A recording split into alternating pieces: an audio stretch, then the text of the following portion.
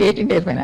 எம்ஜிஆர் கூட தெரியும். அப்போ அந்த வீரராப்பர் இதுல வந்து அம்மா வந்து ஹீரோயினா ரொம்ப பெரிய ஸ்டேஜ்ல இருக்கும் போதெல்லாம் நாங்க சின்ன வேஷம் போட்டுட்டு இருந்தோம் அப்படின்னு சொல்லி அது என்னை பத்தி ரொம்ப ரொம்ப பெருமையா பேசாரு. சகோதரி பானுமதி அம்மா சொல்லி ரொம்ப இப்ப பேசும்போது மிஸ்டர் குரான் இருந்தாரு கவர்னர். அப்போ குரான் எம்ஜிஆர் என்னன்னு எனக்கு நிஜமாவே தெரிஞ்சது. Is a great personality. நிஜமாவே ஜென்டில்மேன், ஒரு நல்ல மனசு.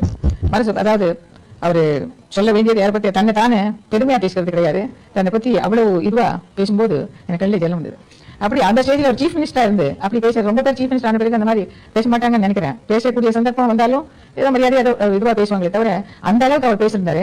அது நிஜமாவே பாராட்டக்கூடிய விஷயம். அந்த மாதிரி ஒரு ஜென்டில்மேன் நான் பார்க்கல அந்த மாதிரி ஒரு ஸ்டேஜ்ல அப்படி ஒரு பொசிஷனுக்கு வந்த பிறகு கூட அப்படி உண்மை பேசி தன்னை பத்தி தானே பேசுறது இருக்கு. அது பாராட்டக்கூடிய விஷயம். அதனாலதான் எம்ஜிஆர் இன்னைக்கு எல்லாரும் மனசுலயும் அதாவது ஜனங்க எம்ஜிஆர்னு ஒரு கடவுள் மாதிரி பாக்குறாங்க. He deserves. நாங்க ரெண்டு பேரும் ஃபைட் பண்ண மாதிரி இல்லை. பிகாஸ் எனக்கு சின்ன வயசுலயே ஃபைட்டிங் அது ஒரு பிக்சருக்காக கொடுத்துருந்தேன் கல்கட்டாவில் ஃபர்ஸ்ட் செகண்ட் பிக்சர்ல. இந்த லவ் சீன்ஸ் விட சண்டை சீன்ஸ் நல்லா பண்ணுவேன். இஸ் மாஸ்டர் இல்லை, ரொம்ப நல்லா பண்ணுவாரு. அது எல்லாருமே ஏன் சொல்லவே வேண்டியது இல்லையே. மாசனுடைய ஃபாலோ பார்த்தாலே தெரியாது. எம்ஜிஆர் சண்டை சீனா எல்லாரும் வேலை இங்க பார்ப்போம். எந்த வேலை இருந்தாலும் இங்க போட்டுட்டு வந்து பார்ப்பாங்க. இந்த மூணாம் இதுல கூட ஸ்டேஜ்ல கூட சொல்லி இருந்தேன் எனக்கு ஞாபகம் இருக்கு.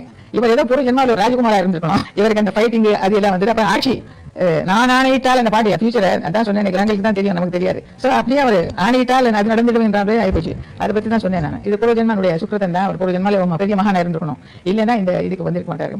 அதனால ஆட்சி பண்றதுக்கு எல்லாரையும் ஆளுறதுக்கு தான் இவர் பிறந்தார் அப்படின்னு சொல்லியிருந்தேன். அதுல மியூசிக் காலேஜ்ல சடனா இது போட்டுட்டாரு. ரத்னகுமார் பார்த்துட்டு ராத்திரி நான் 9 மணிக்கு ஹெல்ப் பண்ணாரு. எங்க சமயக்காரர் வந்து அம்மா எம்ஜிஆர் பேசுறாரம்மா அப்படின்னு சொன்னாரு. உடனே வந்து பேசினேன். அம்மா இந்த மாதிரி சங்கீதம் எப்பமா கேட்க போறோம் இப்படிதான் சொன்னாரு. நிஜமா கல்லேஜ் எல்லாம் வந்தது எனக்கு. எப்படி போன் பண்ணி பாராட்டக்கூடிய ஒரு பெரிய விஷயம் அவர். நிஜமா எத்தனையோ பேர் கேட்டுப்பாங்க. யாராவது பண்ணாங்களா? மிஸ்டர் எம்ஜிஆர் சீஃப் மினிஸ்டரா இருந்து அந்த கேட்டுட்டு அந்த சங்கீதம் எல்லாம் கேட்டு ரத்னகுமார் ரொம்ப நல்லா பண்ணேன். அலை மாதும் இருபுறம் அமர்ந்து தோழ கடைகள் நோக்கும் அப்படின்னு போது பாடினாரு பாட்டம். அதை கேட்டுட்டு சிவராபரணத்துல பாடினேன். அது ரொம்ப பாராட்டினார். பாராட்டி எப்படியம்மா எங்கம்மா எப்பமா கேட்க போறோம் இந்த வேர்டு எனக்கு இன்னும் ஞாபகம். எப்பமா கேட்க போறோம் இங்க அப்படின்னு சொன்னாரு. அது மனசுல வச்சு நாங்க மியூசிக் காலேஜ்ல போட்டேன். அட்மினிஸ்ட்ரேஷன் தெரியும் சொல்லி என்னால் முடிஞ்ச பண்ணேன். I done my best. 3 இயர்ஸ்ல அந்த காலேஜ் போய் கொண்டு வந்துட்டேன். எதுவும் சொன்னாரு. அது வந்து லவ் பர்ட்ஸா இருக்காங்க அங்க ஸ்டூடெண்ட்ஸ் எல்லாம். அம்மா போனா பயத்துல சரியா போயிடும் அப்படின்னு. நிஜமாவே நான் ரொம்ப பெருமைப்படுறேன். நாங்க இந்த படங்கள் எல்லாம் அவுட்ஸ்டாண்டிங் மைல்ஸ்டோன்ஸா இருக்கு.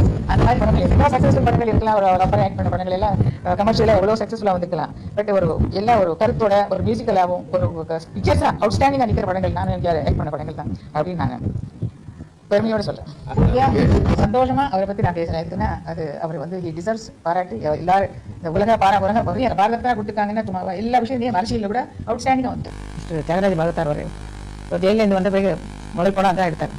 அந்த படத்துல தியாகராஜ பாகத்தாரும் மிஸ்ஸஸ் என் ஜானகி மிஸ்ஸஸ் எம்ஜிஆர் அந்த அம்மா ஆக்ட் பண்ணாங்க.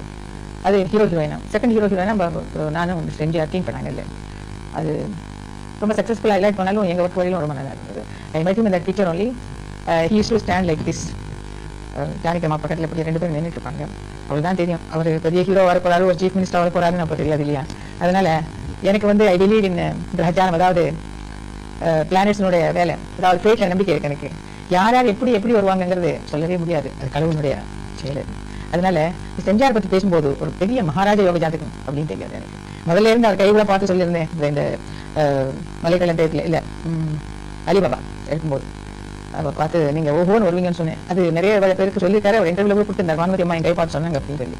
So I feel that mister MGR is ஒரு தனியா ஒரு பூர்வ ஜென்மாவோட ஒரு பெரிய மகத்தான ஒரு சுக்குரத்தோட பிறந்திருக்காரு. ஒரு பெரிய மகாராஜ யோக ஜாதகம்னு சொல்லணும். அப்பேற்பட்ட ஆட்கள் இப்போ ஒரு வாட்டி தான் பிறக்க முடியும். மேட்டர் ஆஃப் ஃபேக்ட் அவர் ஹி டிசர்வ்ஸ். அந்த அந்தந்த இதுக்கெல்லாம் அவரு அது அடக்கம் கொடுக்க எல்லாமே யார் யாருக்கு எந்த மரியாதை கொடுக்கணும் எப்படி பார்க்கணுங்கிறது அந்த அவருக்கு தெரிஞ்ச மாதிரி நான் இந்த இண்டஸ்ட்ரியில எவ்வளவு பெரிய ஸ்தானத்துக்கு போய் கூட யார் எப்படி பார்க்கணும் எவ்வளவு மரியாதை கொடுக்கணுங்கிறது அவர் மாதிரி நான் யாரையும் பார்க்கல. இருக்குன்னா ஒரு பொசிஷனுக்கு வந்த பிறகு ரொம்ப கர்வம் வந்து சில பேருக்கு. அப்படி இல்லை அவர். நான் அவங்க எப்போது இந்த காலேஜில் நான் வேலை பண்ணுவேன். மியூசிக் காலேஜில் வேலை பண்ணும்போது மிஸ்டர் எம்ஜிஆர் பார்க்க சந்திக்கிறதுக்கு போனேன். வீட்டுக்கு நான் உட்கார மாட்டாரு. அது ரொம்ப எனக்கு அந்த பெருமை எப்பவும் இருந்தது. அவர்கிட்ட என்ன ரொம்ப மரியாதையாக ஒரு கௌரவமாக பார்த்தாரு. அம்மான்னு சொல்லி ஒரு பெரிய ஸ்தானத்தில் என்னை வச்சு பார்த்தார். அது என்ன ரொம்ப பெருமைப்படக்கூடிய விஷயம். நான் ரொம்ப கர்வப்படுறேன். தேவர் ஃபிலிம்ஸ் தேவர் வந்து கூட ஜூனியர் ஆர்டிஸ்டா கூட ஆக்ட் பண்ணிட்டு இருந்தார். ராணி படத்தில் ஜூப்டர் ராணி படத்தில் அவர் என்கிட்ட வந்து நான் படம் எடுக்க போறேன், நீங்க ஆக்ட் பண்ணணும் எனக்கு கேட்கறதுக்கு பயந்து போய் மிஸ்டர் எம்ஜிஆர் கிட்ட போனார். அம்மாக்கு கொஞ்சம் நீங்க சொல்லணும் சார், நீங்க எப்படியாவது ஃபோன் பண்ணி கொஞ்சம் சொல்லுங்க, ரெக்கமெண்ட் பண்ணுங்க. எம்ஜிஆர் வாங்கினா ஜூபிலி பிக்சர்ஸ் ஆகிட்டு இருந்தது, வரிசையா நாளினி படம். ஸோ அப்போ அவர் டெலிஃபோன் பண்ணி இவர் சொன்னார், எம்ஜிஆர் டெலிஃபோன் பண்றாரு, நீ வந்து அக்செப்ட் பண்ண இந்த படம் ஃபர்ஸ்ட் பர்ச்சேஸ். அதுவும் நல்ல ஜூபிலி பிக்சர் ஆச்சு. அது சரி நான் ஓகேன்னு சொன்னேன். ரொம்ப தேங்க்ஸ் அம்மான்னு சொன்னார். செட்டில் பண்ண போயிடும். ஸோ இப்படி ஏதோ 2-3 பிக்சர் காப்பி அவர் சொல்லியிருந்தாரு. I have got great respect for MGR. Because அனவசியமா அவர் ஹி நோஸ் ஹிஸ் லிமிட்ஸ். என்கிட்ட பேசும்போது நான் சொன்னேன், யாருக்கு எப்படி மரியாதை கொடுக்கணும், எவ்வளவு கௌரவம் கொடுக்கணும், அவருக்கு தெரிஞ்ச மாதிரி வேற யாருக்கும் தெரியாது. ரொம்ப பேர் ரொம்ப ஹீரோஸ் பார்த்திருக்கேன். But I give utmost respect to mister MGR. அவரை பற்றி பேசும்போது நான் நிஜமாவே அவர் கூட ஒர்க் பண்ணதுக்கு நான் ரொம்ப பெருமைப்படுறேன். அவரை அப்படிதான் என் கூட ஒர்க் பண்ணதுல அவரும் பெருமைப்பட்டு இருந்தாரு. மிஸ்டர் ஒரு சம்பவத்தை சொல்றேன். இந்த அலிபாபா படத்துக்கு ஷூட்டிங் நடக்கும்போது அழகான பெண்ணை நான் சேர்த்து ஷூட்டிங் நடந்துட்டு மிஸ்டர் சிவாஜி வந்திருந்தாரு.